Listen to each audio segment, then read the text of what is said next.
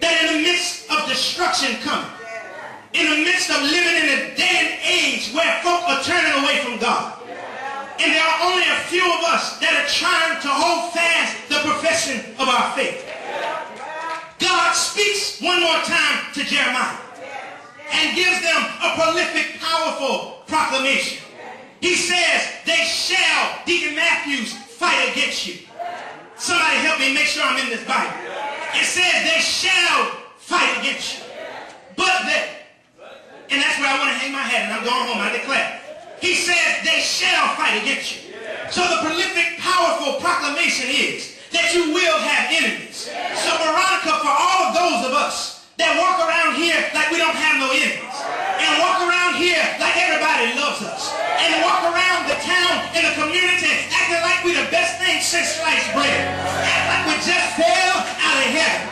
God said that there are going to be some folk that are going to rise against you. Do I have a witness here? And all of us got to understand that if you're on the Lord's side, you got some enemies. If you're standing on the promises of God, there's some folk that don't like you. If you're preaching the word of God, there's some folk that'll smile in your face and will stab you in your back. When you're standing on the Lord's side, there's going to be some folk that's going to talk about you. Folk going to scandalize your name. Folk going to call you everything but a child of God. But the text says, but.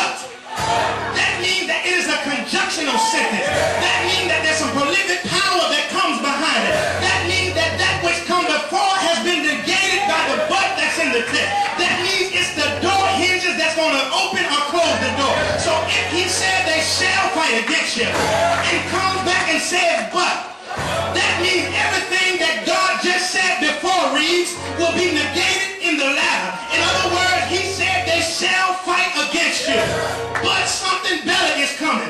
They shall go through sickness and distress, but I will do something for them. They shall be scandalized and lied on and persecuted, but I shall do something for them. He says, number one, but they shall not prevail. Do I have a witness here? Secondly, he said, for I am with thee. Two things in the text. Number one, they might rise against you, but they shall not prevail. Sickness might come, but it won't prevail. Famine in your finances might come, but it won't prevail. Trouble on your job might come, but it won't prevail. Trouble in your home, the church house, the schoolhouse, your house, the White House, my jailhouse might come, but it shall not prevail. Do I have a witness here? He says, number one, it won't prevail because the Lord, my God, is with thee. In other words, whatever you're going through, God is there. If you're going through darkness, God is there. If you're going through distress, God is there. If you're going through tribulation, God is there. If you're going through brokenheartedness, God is there. If you're going through a mixed up relationship, God is there. If you're going through famine in your finances, God is there. If you're going through trouble in the church, God is here. If you're dealing with trouble with your children in school, God is here. If you're dealing with trouble in the economic system, God is there. If you're dealing with trouble in your marriage, God is there. If you're dealing with trouble with your family and your friends and your foes, God is there. Aren't you glad that God is there? And the last thing he says in this text, that I am with thee. It won't prevail, but I'm by your side. He said in his word, lo, I'm with you always, even until the ends of the world. He said, in the ends of the world, he said, I will never leave you nor forsake you. Do I have a witness here? No weapon that is formed against you shall prosper. When your enemies and your foes come upon you to eat up your flesh, they'll stumble and fall. Though a host should encamp around you, though a host should encamp around you, though your enemies will surround you, and your enemies will try to push you down, you got to realize that your enemies will not prevail. They might come up against you, but they're going to stumble and fall. They might try to war against you, but they shall not have the victory. They might try to hold you down, but the Lord will lift you up. They might try to pull you backwards, but the Lord will let you walk forward. They might try to hold you down, but I'm glad I'm just like the rubber ducky. The harder you push it down, the higher I'm going to pop up.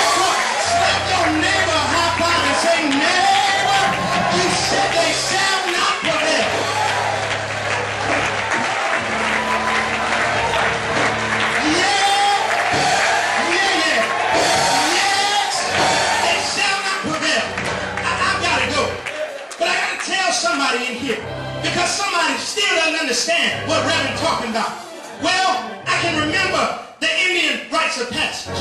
When young Indian boys back in the 1700s were about to turn the age of 13, they would take the Indian boy out in the middle of the forest. They would tie him up to a tree. They would put blinders on his eyes. Do I have somebody pray?